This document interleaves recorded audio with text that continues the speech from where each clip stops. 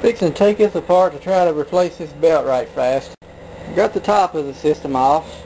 Remove these 6 screws. That's all there is to that. System looks very clean. After all, the Japanese are very clean people. Now that you move the 2 battery tray screws, you've got to unplug this down here by wiggling it back and forth, side to side. It also says these little metal pieces that hold these wires in have to be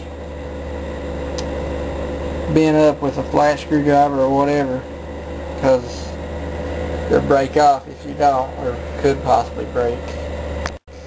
Now, I've been trying to unplug this wire here, but it said if you can't get to it, to just take these 4 screws out. There's a screw there, there, and there that holds the drive down. They got little washers on them. I took those out. Now lay all your screws in the order that you take them out and keep them together. That way you put the exact same screw back in the exact same place. But I'm going to unloosen that. I had to bend these up. Don't forget to bend these little metal things up. I used a flat screwdriver and it was kind of hard to do. Pretty thick metal. And then I went ahead and took the wire out from underneath of it, and this wire on this side too. Now this little one was tougher than the bigger one, if you can believe that. But I'm going to try to unplug this now and flip the drive over, take it loose. Alright, I finally got this darn cable unplugged right here. It was hard to do. Now, instruction says you have to turn this all upside down and remove those 3 screws, which I'm fixing to do now. 3 screws on the bottom to where you can get to the oh hell, there's 4 screws. Oh, okay. There's just 3 that holds it together though. So now I'm going to be able to do that step. This is heavy. I'm surprised how heavy this is. Nintendo quality though. Okay, I got this base off after taking and removing these 3 screws. This base right here came off. Now I can see the broken belt. The belt is in fact broken. Now I removed the 4 screws from this little circuit board. This is where the gray wire is attached to, so you got to be careful.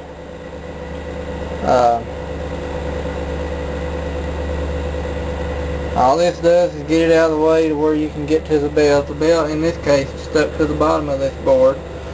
Now the screws are different on that corner, so remember where they go. One's got like a little washer, like a lock nut washer on it. The one on this back corner.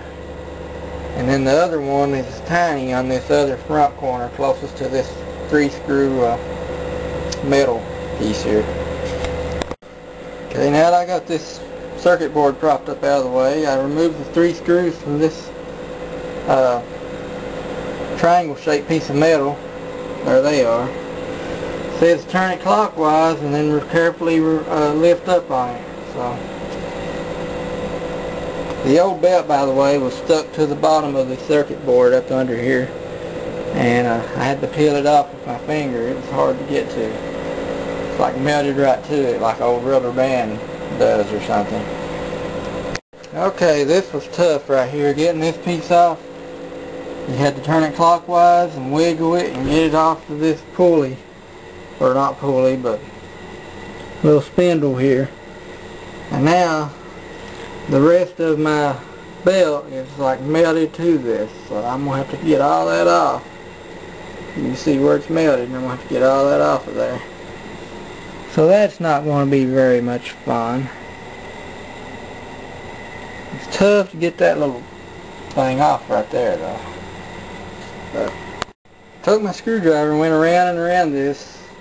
This is like glue or epoxy or something sticky, and I've got it all over my fingers, but I've got to get all that off of that clean, because this system has set so long. One side was clean, the side the belt ain't on, but where the belt has melted right to it, I've got to get all that off because it is sticky, and the new belt will stick to it and won't work. I know, if I don't get all that off. So this is turned into be a pretty bad job on this one. Figured I'd try this glue stuff on this. As you can see, it's working very well.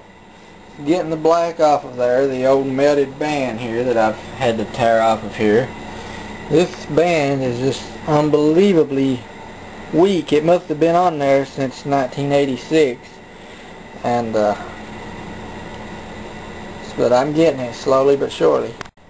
Okay, 3 Q-tips later of glue gone, or adhesive remover, undo actually, and I've got the wheel clean.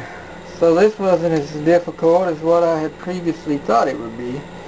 Now all I gotta do is put the new belts on there, and I'll be in business. Upon further inspection, this brass wheel where the belt goes around, half of it was also covered in the belt, stuck to it like glue, so I'm having to go around it with the Q-tip and undo stuff as well, so it turned into be a pretty bad job. Well, I finally got the belt on, as you can see. Let me tell you, it was no easy task. It was not easy at all. Much more difficult than what I had anticipated. Well, I got it put back together. I'm not going to bend these little tabs back down, because honestly I see no reason, and the next time I have to replace the belt, it'll be that much easier to get the wires loose. So I'm going to do a test saw and see how it works. See if it works. I've not even had it on yet, so find out.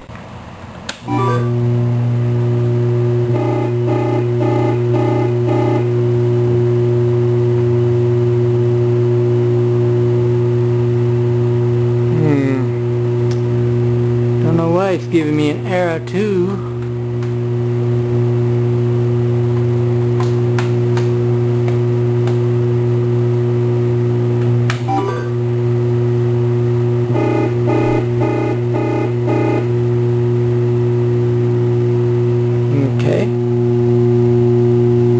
Not getting power apparently. Okay, we've got it working.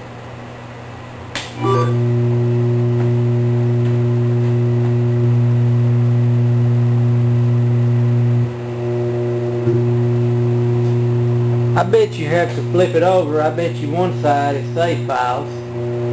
I don't know what that's saying, but I bet you that it loads the save file and then you load the game. It only makes sense because the other side is not doing anything, since it has a save file.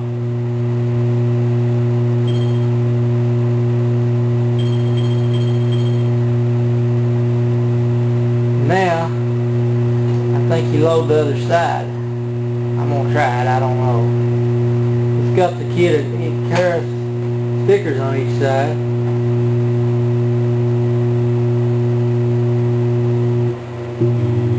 Yep, I was right.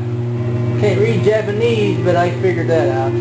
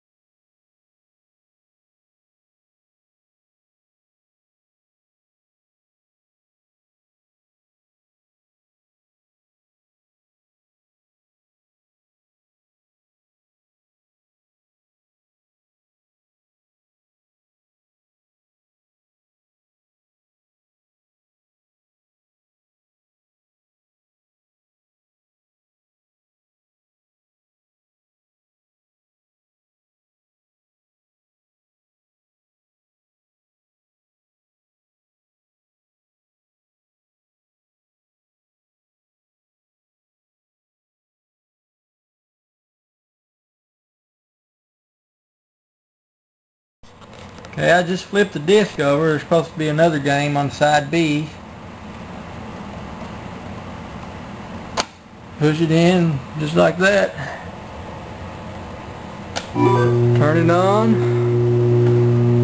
Loads up, the light comes on. It don't take it but a second to load.